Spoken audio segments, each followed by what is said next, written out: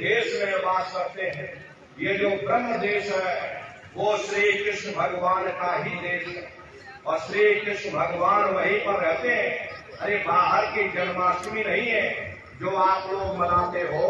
महात्माओं ने कहा था भाई सही मायने में तुम जन्माष्टमी कब मनाओगे?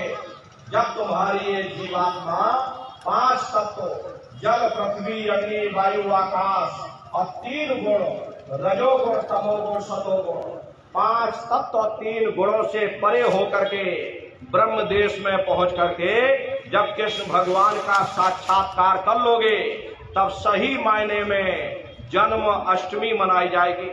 वहां कृष्ण भगवान का दर्शन करने के बाद फिर तुम्हारी ये जीवात्मा तीसरे मंडल के शब्द को पकड़ करके तीसरे मंडल की चढ़ाई करेगी। आगे पहुंची सुन झंकार ररंकार धुन सुनी पुकार, आगे श्वेत शून्य है भाई और मान सरोवर पैठ नहाई। उसी के ऊपर तीसरा देश आता जिसे महात्माओं ने शून्य देश कहा, उसी को रारंग देश कहा जाता, उसी को अक्षर और नेति कहा जाता। वहां के जो मालिक हैं वो रारंग पुरुष यानी कि पार ब्रह्म पुरुष है। वहां किंगरी और सारंगी 2 धुनें उस लोक में गूंजती रहती और पार ब्रह्म पुरुष का जो स्वरूप है वो पूर्णमासी के चंद्रमा के समान बड़ा ही मनमोहक स्वरूप है। इसी स्थान पर प्रेमी भाई बहनों एक बहुत बड़ा अमृत का सरोवर बना जिसे महात्माओं ने मान सरोवर कहा। जब तुम्हारी ये जीवात्मा उस मान सरोवर में स्नान कर लेगी तो जन्म जन्मांतरों के मैले पाप कर्म साफ हो जाएंगे। अरे यहाँ के पानी से तुम्हारे कर्मों की सफाई नहीं होने वाली, ये बाहर का पानी तुम्हारे शरीर के मैल को धो सकता, लेकिन जो पापों का मैल है, जो अंतःकरण में गंदगी जमा, वो जब साफ होगी जब आप तीसरे मंडल पर पहुंच करके उस गंगा में डुबकी लगाओगे। उसमें स्नान करने के बाद ये जीवात्मा हंस रूप हो जाती है। हंसन मिले हंसा हो जाई, मिले जो अमी हारा है। जीवात्मा का खुद का प्रकाश उस अमृत के सरोवर में स्नान करने के बाद 16 सूर्य के बराबर हो जाता। तब फिर यही जीवात्मा चौथे मंडल के शब्द को पकड़ करके चौथे मंडल की चढ़ाई करती। 2 पर्वत के संग निहारो और भंवर गुफाते संत पुकारो। 2 पर्वतों को पार करने के बाद वो बड़ा सुंदर देश आता जिसे महात्माओं ने भंवर गुफा कहा। वहां के जो मालिक हैं वो सोहंग पुरुष हैं।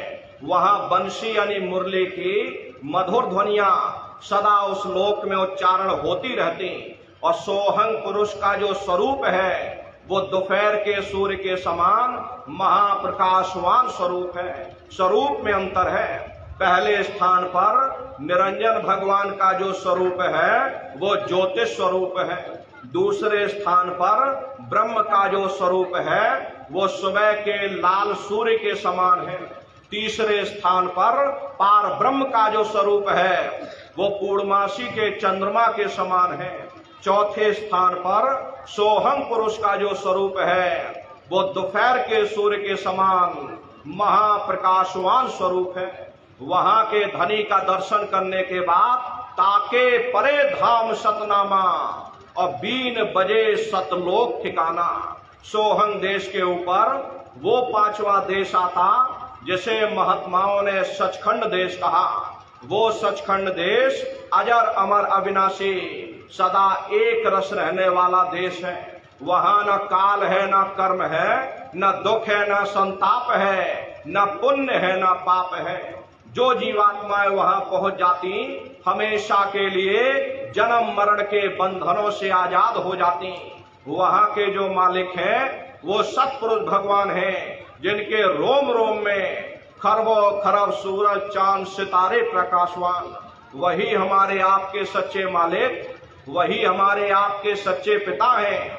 हमको आपको वहीं से नीचे उतारा गया था, फिर शब्द को पकड़ करके शब्द शब्द पौड़ी पर चढ़कर और पहुंचो सचखंड सतनाम। शब्द की सीढ़ी हर मंजिल पर लगा रखी। आपने भजन किया, घंटे शंख की आवाज को पकड़ा, तो आप पहले स्थान पर पहुंच जाओगे। वहीं पर दूसरे मंडल का शब्द सुनाई पड़ेगा, उसे आप पकड़ लोगे, दूसरे मंडल पर चढ़ जाओगे। वहीं पर तीसरे मंडल का शब्द सुनाई पड़ेगा।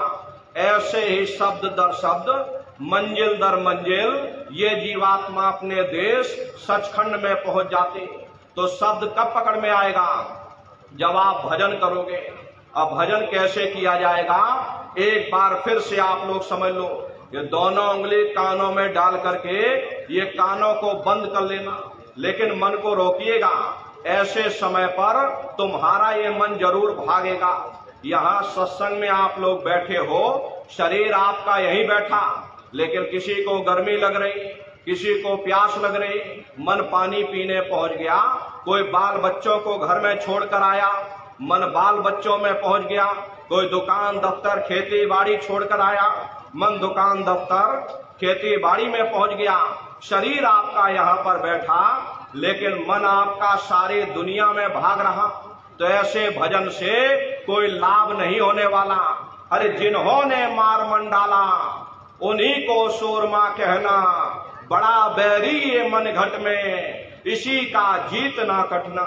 अगर दुनिया में कोई हमारा दुश्मन है, वो केवल हमारा मन है। ये मन रूपी रावण कब मरेगा? जब 9 द्वारों पर फतेह हासिल करके तुम यहाँ 10वें द्वार पर चढ़ जाओगे, तब सही मायने में दशहरा मनाई जाएगी। ये बाहर की दशहरा नहीं है, जो लकड़ी का रावण आप बना देते हो, फूंक फांक करके घर चले आते, कहते भाई हमने रावण मार दिया। अरे महात्माओं ने कहा था भाई सही मायने में तुम दशहरा कब मनाओगे? जब 9 द्वारों पर फतेह हासिल करके तुम यहाँ 10वें द्वार पर चढ़ जाओगे, तब सही मायने में विजयदशमी मनाई जाएगी। तब ये मन रूपी रावण मरेगा, तब तुम्हारी ये जीवात्मा, इसी जीवात्मा को महात्माओं ने राम भी कहा। अरे आपकी धर्म पुस्तकों में लिखा है, एक राम दशरथ का बेटा, एक राम घट घट में लेटा, एक राम का शकल पसारा, एक राम है सबसे न्यारा। एक वो राम है जो अयोध्या के वासी हैं, एक राम घट घट में लेटे, यानी हमारी आपकी जीवात्मा जो हर एक के अंदर मौजूद है। महात्माओं ने कहा भाई एक वो राम है, एक राम का शकल पसारा, यानी पहले स्थान के मालिक वो निरंजन भगवान, जिनको दुनिया त्रिलोकी नाथ कहती है, जिनका ये पूरा पसारा पूरा संसार है। महात्माओं ने कहा भाई एक वो राम है, एक राम है सबसे न्यारा, यानी 5वें स्थान के मालिक वो सतपुरुष भगवान जो हमारे आपके सच्चे पिता हैं। महात्माओं ने कहा भाई एक वो राम है। तो महात्मा तो उस राम की महिमा गाते। जब ये मन रूपी रावण मर जाएगा, तब तुम्हारी ये जीवात्मा ये राम शब्द को पकड़ करके जब पहले स्थान पर निरंजन भगवान के देश में यानी अयोध्या नगरी में पहुंचेगी, वहां पर निरंजन भगवान के स्वरूप का यानी कि ज्योतिष स्वरूप का दर्शन करेगी, तब सही मायने में दिवाली मनाई जाएगी। ये महात्माओं का अपना एक आध्यात्मिक उद्देश्य रहा। आप तो मोटी बात पकड़िए कि भजन कैसे करोगे, तो आंख और कान को बंद कर लेना, ऊंचा आपको सुनाई पड़ने लग जाए, तब आप सीटी की आवाज को छोड़ देना और घंटे शंख की आवाज को पकड़ लेना। एक बार प्रेमी भाई बहनों, आप उस आवाज को पकड़ लो, फिर वो आवाज आपको नहीं छोड़ेगी, खींच करके शरीर से बाहर कर देगी। फिर रोज आना, रोज जाना, रोज ब्रह्मांडों की सैर करना, रोज देवी देवताओं के दर्शन करना, रोज राम के दर्शन करना, रोज कृष्ण के दर्शन करना। अरे अभी तो आप नकल में फंसे हो, असल पूजा नहीं है। अपनी बुद्धि से स्वयं विचार करना। ये बंबई में बैठे और बड़े बड़े कलाकार, अब कोई कलाकार राम बन जाता, कोई कलाकार कृष्ण बन जाता, बाजारों में उनकी बड़ी बड़ी फोटो कैलेंडर छप जाती, आप उनकी फोटो कैलेंडर खरीद करके घर के कोने में टांग देते हो, सुबह शाम नहा धोकर पूजा आरती करते। अरे आप तो घर में उनकी पूजा कर रहे, वो बंबई में बैठकर मुर्गा मुर्गी खा रहे। कितनी बड़ी अज्ञानता। महात्माओं ने कहा था भाई राम भी तुम्हारे अंदर है, कृष्ण भी तुम्हारे अंदर। अरे चलो अंदर चलो, अंदर चल करके राम का भी दर्शन करो और कृष्ण का भी दर्शन करो। जहां वो रहते हैं उन लोकों में पहुंच करके उनका साक्षात्कार दर्शन दीदार करो। तो सुमरन, ध्यान और भजन, ये 3 क्रियाएं आपको बताई गई। रास्ता बिल्कुल सच्चा है, आप करोगे आपको अनुभव होगा, दिखाई भी देगा और सुनाई भी पड़ेगा। लेकिन इतना ध्यान रखिएगा प्रेमी भाई बहनों, जो भी आपको दिखाई सुनाई पड़े किसी को बताइएगा नहीं। बहुत से प्रेमी भाई बहन उस समय आपको इतनी खुशी होगी कि खुशी के मारे आप दूसरों को बोल दोगे कि हमको ऐसे ऐसे ब्रह्मांड दिख रहे, नदी पेड़ पहाड़ झरने दिख रहे। अगर आपने दूसरों को बता दिया, वो ऊपर बैठा हुआ वहीं से बंद कर देगा, फिर दिखाई सुनाई देना हमेशा के लिए बंद हो जाएगा। ये गूंगे की मिठाई है, ये परमार्थी दौलत है। अरे आप अपनी दौलत को घर में कितना छिपा करके रखते हो, अलमारी में ताला लगा करके रखते। कोई बाजार में ढिंढोरा नहीं पीटता कि मेरे घर में इतनी दौलत रखी। अब अगर ढिंढोरा पीटोगे चोर चोरी कर ले जाएंगे। ऐसे वो परमार्थी दौलत है, जितना उसको छिपा करके रखोगे उतना रास्ता खुलता चला जाएगा। तो भजन ध्यान सुमरन नित्य नियम से आप लोग करिएगा, नागा नहीं होना चाहिए। अरे शरीर को भोजन देते हो, सुबह दोपहर शाम खाते रहते, लेकिन कभी हमने आपने विचार नहीं किया ये जीवात्मा जो जन्म जन्मांतरों से भूखी प्यासी बैठी है, कभी हमने आपने इसको भोजन नहीं दिया। अरे इसका भोजन शब्द है, इसका भोजन नाम है। अपना ये नियम बनाइए कि पहले अपनी जीवात्मा को भोजन देंगे, फिर अपने शरीर को भोजन देंगे। अगर ये नियम आपका बन गया तो आपका लोक भी बन जाएगा और परलोक भी बन जाएगा।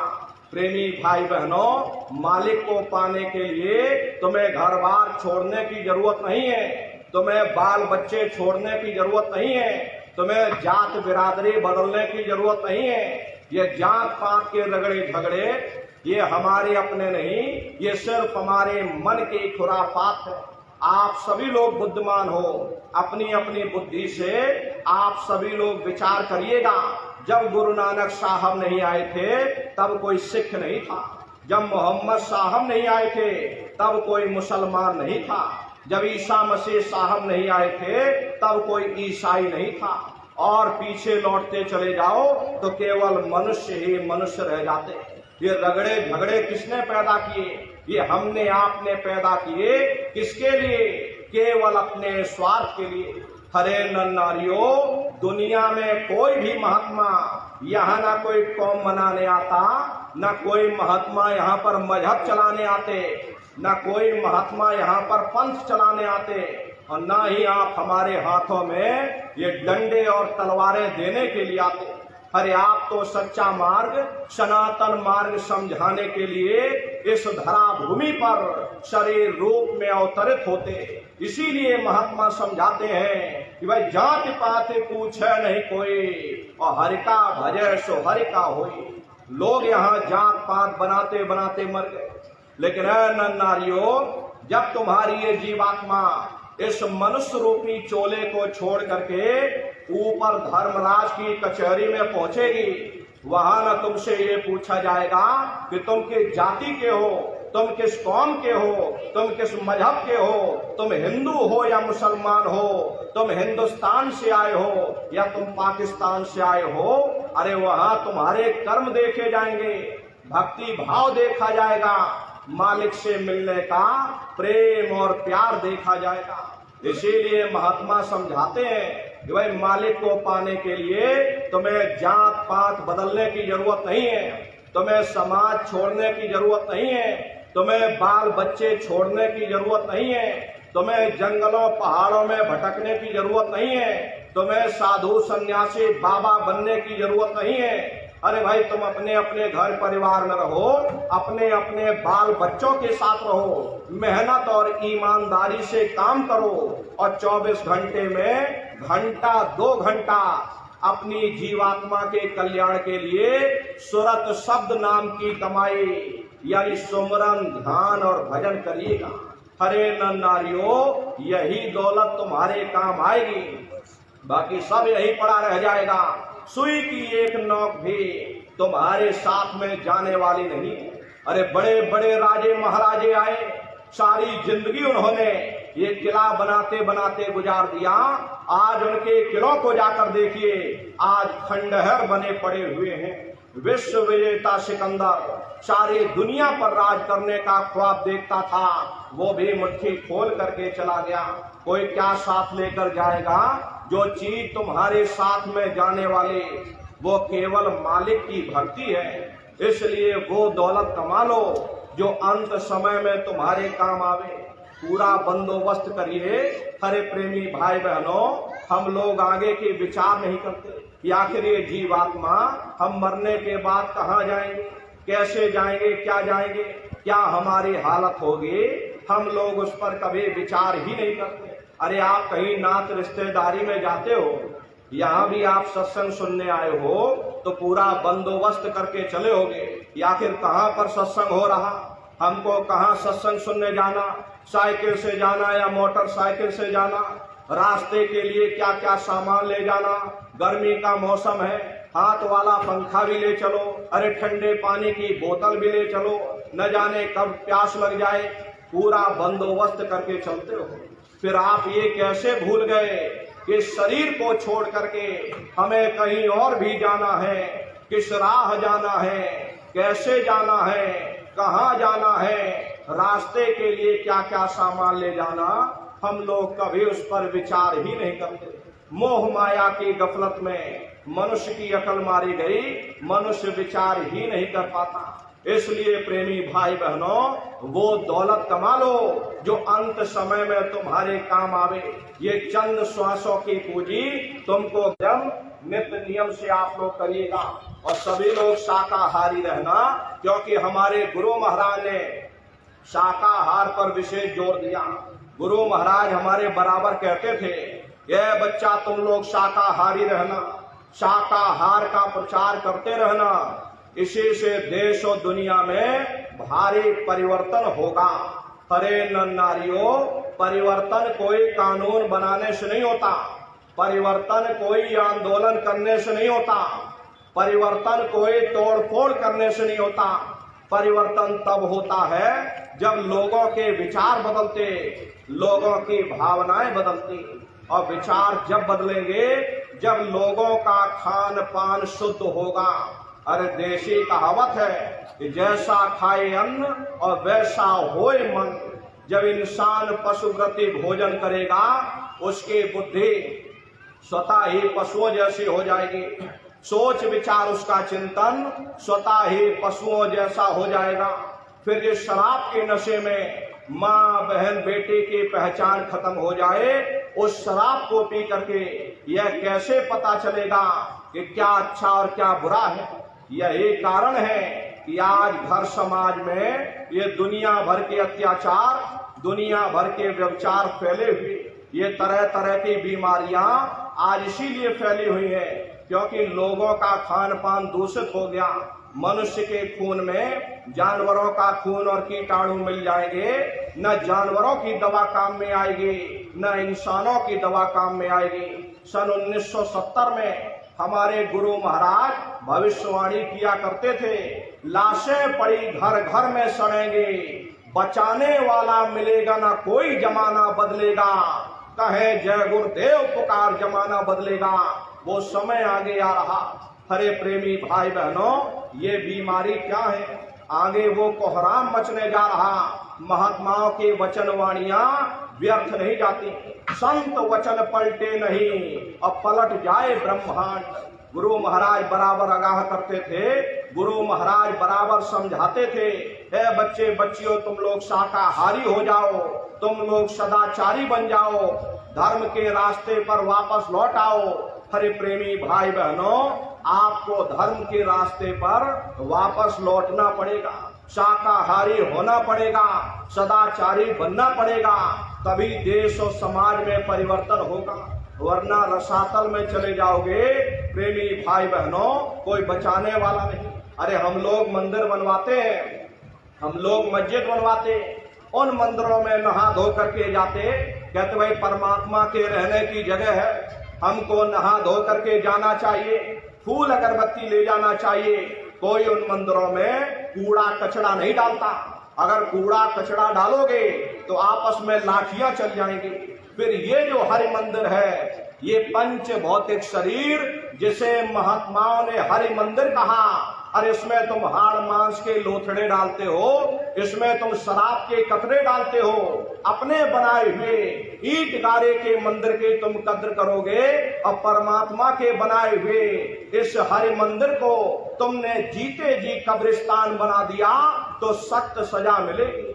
अरे महात्माओं ने लिखा है कि तिल भर मच्छी खाई के कोटि गऊ दे दान और काशी करवट जा मरे निश्चय नरक निदान। यदि तिल भर भी मच्छी खा करके फिर चाहे कोटान कोट गऊओं का दान करो और काशी में जा करके मत्था रगड़ते रगड़ते अपनी पूरी जिंदगी वहां पर गुजार दो, फिर भी तुमको तुम्हारे गुनाहों की सजा मिलेगी, कोई बच नहीं सकता।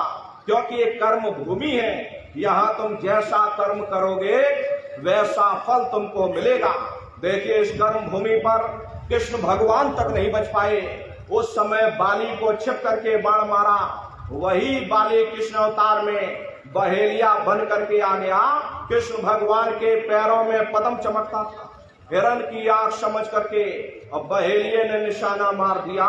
पास में आकर के देखा कृष्ण भगवान थे, अफसोस करने लगे, लेकिन कृष्ण भगवान ने उसको समझाया इसमें तुम्हारा कोई दोष नहीं, उस समय हमने तुमको मारा, आज तुमने हमको मार दिया, हमारा तुम्हारा बदला पूरा हो गया।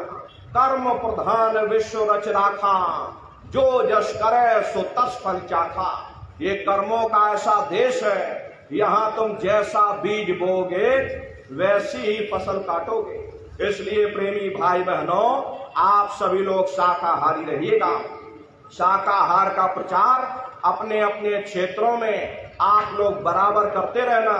अरे धर्म का प्रचार है, हरे नर नारियों, सतयुग कैसे आएगा, राम राज कैसे आएगा। राम राज कोई भाषण देने से नहीं आने वाला। राम राज जब आएगा जब आप धर्म का प्रचार करोगे, और धर्म का प्रचार करने की जिम्मेदारी हम सभी लोगों की है।